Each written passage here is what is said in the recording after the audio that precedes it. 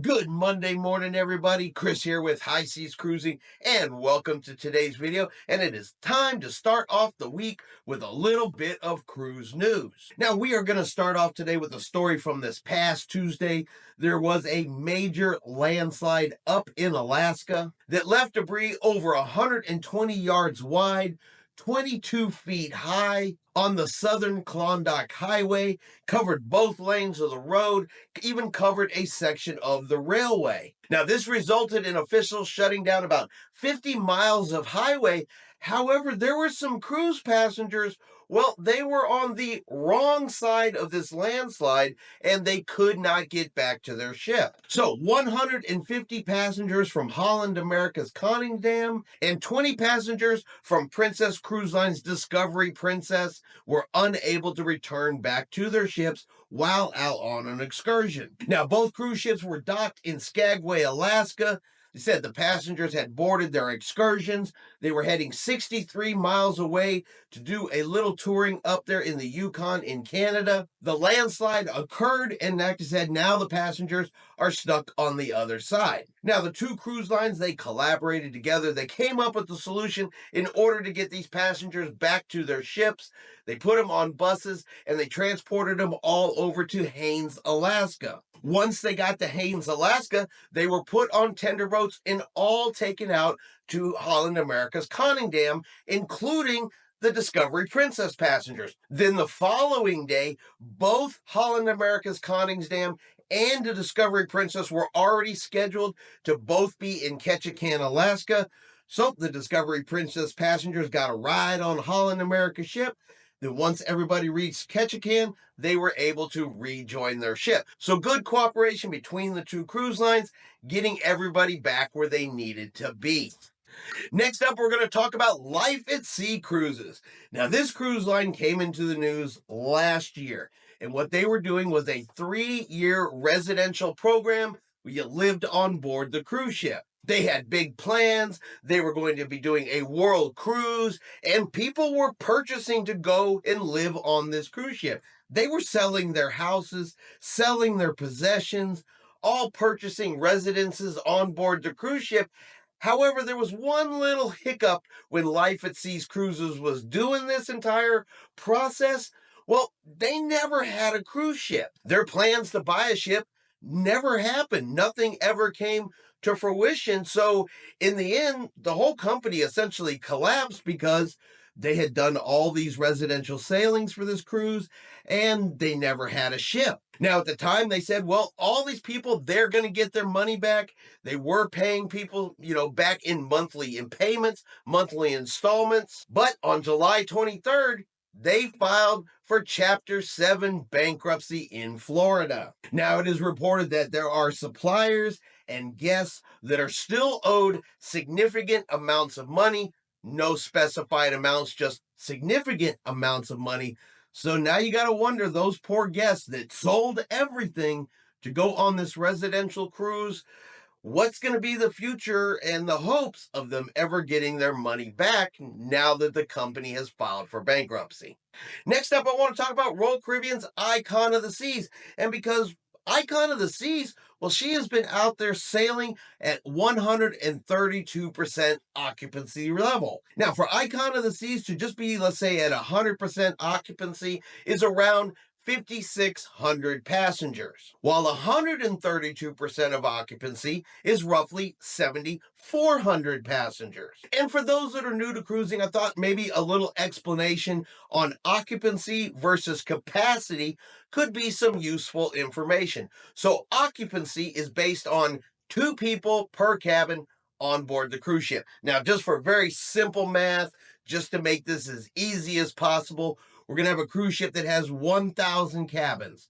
So at 1,000 cabins, 2 people per cabin means 100% occupancy would be 2,000 passengers on board. Remember, this is just for simple math. Now, not all cabins only hold 2 people. Some hold 3 and 4 people. Let's say there's a family that has their 2 children with them, which means there's 4 people in a cabin. So if every cabin has the 2 people to take it to 100% occupancy, but then you have some of those 1,000 cabins that have 3 and 4 people in them, that is how you get above 100%. That just means there's 3 and 4 people inside some of the cabins. That's how your occupancy gets above 100. Easy math. Now, capacity is the total number of people that can be on a cruise ship, and that is determined by lifeboats. See, it is the law, regulation, requirement that every single person on the cruise ship, well, there has to be a lifeboat for them, and this includes the crew. And the reason I point out the difference between the two is I have seen comments over the years where someone will write into a cruise line and ask the question and say, hey, I booked a balcony cabin. It's just me in the room. My friend decided they would like to come with me, so I called the cruise line to add them into my room, and I was told the ship is full. And they don't understand how that could possibly be because their cabin sleeps 2 people and only one of them is in the room. How can the second person not fit? Well, that is capacity because there's not a lifeboat seat essentially for you to add that other person into your cabin. The ship is completely full, and that's where capacity comes into place.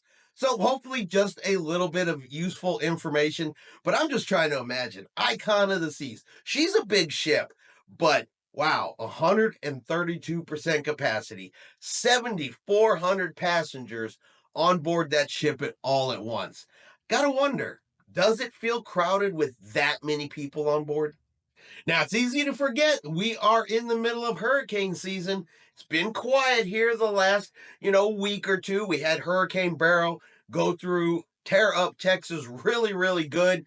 And we haven't had any major storms heading towards the United States since then, but we are not out of the woods yet. The National Hurricane Center, they are watching a disturbance that they believe could form into a tropical depression out in the Atlantic Ocean, currently out by the Greater Antilles, that currently looks like it could be headed right for Florida. Now, right now, they're saying it's only about a 40% chance that it could turn into a tropical depression, then has the potential to build from there. But that also means it has a 60% chance of turning into a whole bunch of nothing. So at this point, it's worth keeping an eye on to see what it could turn into, what direction it could travel in. Its current estimated path, of course, would take it right up through the Caribbean, right through where a lot of cruise ships travel on a daily basis.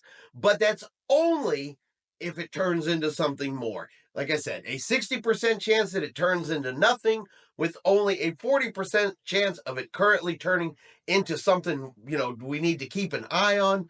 But it's hurricane season. You never know. If you have any upcoming cruises over the next 2 weeks, kind of keep your eye on the weather.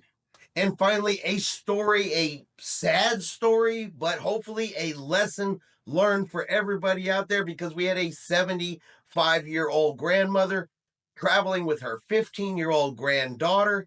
Well, they were denied boarding on board their cruise ship over a documentation issue.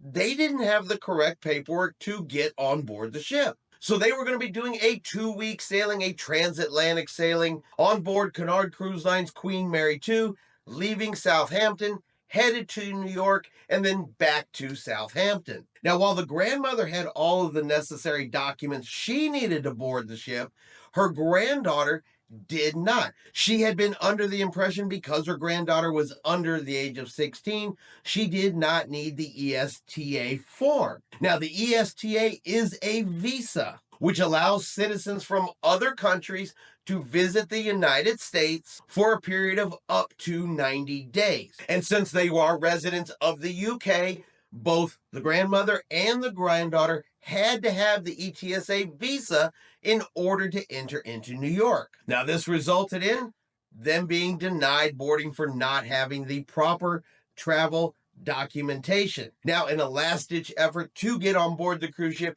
they did apply for the ESTA there at the cruise port, a last-minute, last-ditch emergency effort, but that didn't quite work out the way they were hoping, and honestly, had it been me, it would have probably crushed my soul, because the Queen Mary 2 departed Southampton at 5 o'clock, pulled away from the dock, and began her cruise. And this young lady's ESTA visa came in at 5:04.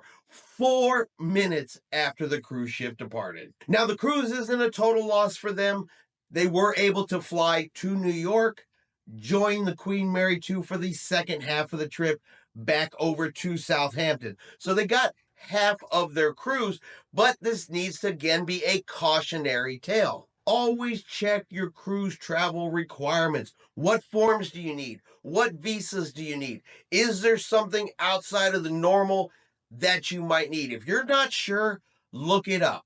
If you're not 100% positive, double check it anyway. Reach out to the cruise line. Make sure you have what you need when you get to the cruise ship. Because while I completely understand the cruise line cannot let you on board, they have to deny your boarding. You still have to feel for some of these folks who get all the way there. You're looking at the cruise ship, you see it, you're ready to board, only to realize that you made a terrible mistake, and the cruise line has to tell you, sorry, you cannot board with us today. And that's going to be our cruise news video for today. If you've enjoyed today's video, do me a favor and hit that like button. If you haven't done so yet, do me a favor and hit subscribe. It is free to do so. Helps our channel grow. Let you know anytime we put out a new video. Hope everyone out there is having a really great day. And like always, we will see you out on the high seas.